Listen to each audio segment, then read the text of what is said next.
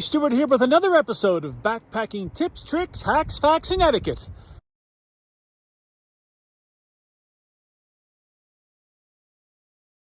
On today's episode, how to train for the summer season of backpacking.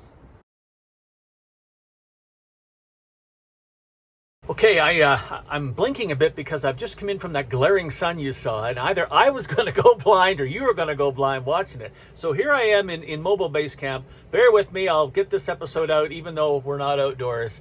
I needed to do this. Okay, training for backpacking. Well, if you live in a northern climate, the winters can be challenging. There are other activities you can do, but what if you can't? The gym is a great substitute in many ways. Use the stairs, use the treadmill, put some incline on it, and things like that, the elliptical, all of these kinds of things. But for me, there's nothing like walking with a backpack on for multiple reasons. First of all, I just love to wear a backpack and walk. It makes me feel good. It makes me dream about the summer. It gives me a little pep and a little energy, and it helps me feel kind of what's going on and where I might need to improve. In the past, I would go out in the winter when I lived in the southeast United States, and I'd walk around the neighborhood with a backpack on, or I might go to a county park or a national forest. It was all pretty flat, so it wasn't really challenging. So I had to consider that when I was planning what hikes to do first and kind of planning the backpacking season. I'm doing the same thing now because right now I'm sitting in Rocky Mountain National Park in Colorado. I just tried to go up and bag Granite Pass toward Longs Peak and Boulder Field, the campsite, and I turned around about halfway. But what's halfway? Over 6 kilometers, almost 700 meters of elevation gain in those 6 kilometers, and I got past 11,500 feet in altitude. My goal was to get to altitude, huffing and puffing, because I have some hikes coming up later in the summer that require that. I also wanted to see where I was physically climbing 6 to 12 kilometers basically uphill and then turning around and doing it all basically downhill. Why would you do that? I'm trying to work different muscle groups. I'm trying to see where I'm at from a cardiovascular perspective, and I'm trying to push myself a little further. Okay, so I hit 11,000 feet or about 3,350 meters, which was my target. I didn't take many breaks on the ascent. Now I'm heading back downhill, which is a whole different set of muscles. Different muscle groups get used now. Heart rate goes down, which is good because it was up there. And I'm getting acclimatized to the altitude, which is also super helpful.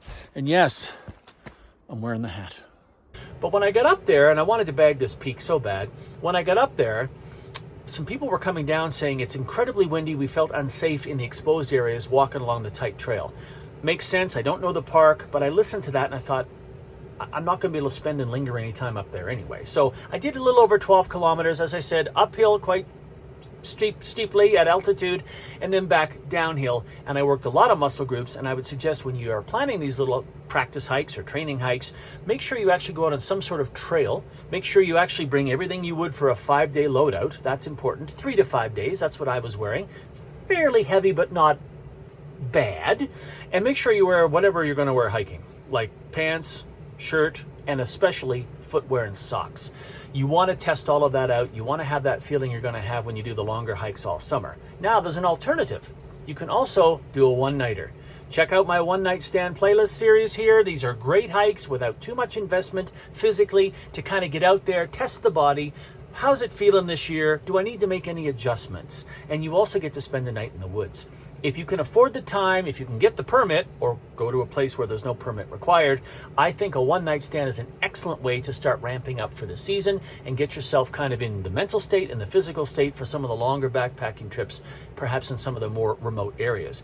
And it's a great way to test gear. Both ways are a great way to test gear. Obviously overnight, how's my sleeping pad feeling this year? Any holes in my tent? That kind of thing.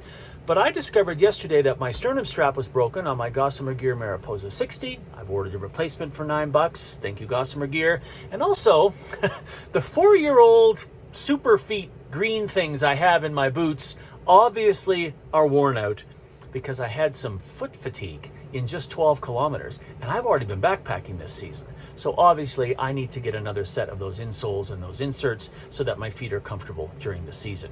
Training for backpacking is super simple, but I strongly recommend you load up a pack with whatever your weight's going to be, early in the season, put your stuff on, get the costume on, and get out there and actually walk. It'll make you feel great, it'll make you think of the future, and you'll work those muscle groups that are going to make those first days on a long hike with a heavier pack feel a whole lot better, and you'll have a whole lot better experience. If you have a way you train for backpacking, I'd love to hear from you. Put your comments down below.